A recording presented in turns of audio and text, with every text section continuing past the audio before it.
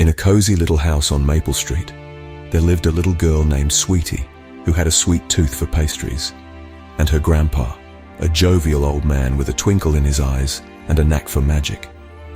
Every morning, Sweetie would wake up to the smell of freshly baked pastries, a delightful aroma that promised a day full of sweet surprises. One day, as the sun rose, Sweetie bounded into the kitchen and asked her grandpa, her voice filled with anticipation, "Grandpa, what pastries are we having today?" Grandpa, his eyes twinkling with mischief, responded, "I'll make all your favorite pastries today, Sweetie." As the day wore on, the house was filled with the sweet aroma of pastries, and Sweetie watched her grandpa work his magic in the kitchen, her eyes wide with wonder.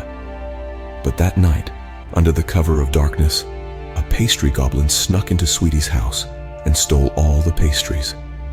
The next morning, Sweetie woke up to an empty kitchen.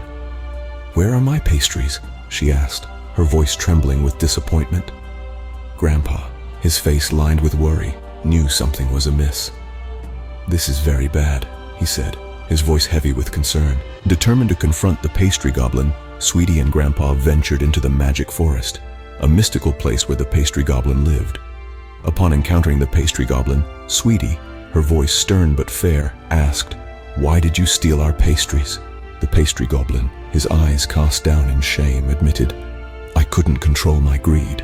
Grandpa, with a kind but firm voice, advised the goblin, "Being greedy is not good." In the end, they all returned to Sweetie's house and shared the pastries Grandpa had baked. As they sat around the table, Sweetie exclaimed, "Today's pastries are the most delicious." Grandpa, his eyes twinkling with joy, responded, "Because today we ate together." And so the story of Sweetie, Grandpa, and the pastry goblin teaches us a valuable lesson. Greed only leads to sorrow, and the real joy lies in sharing and being together.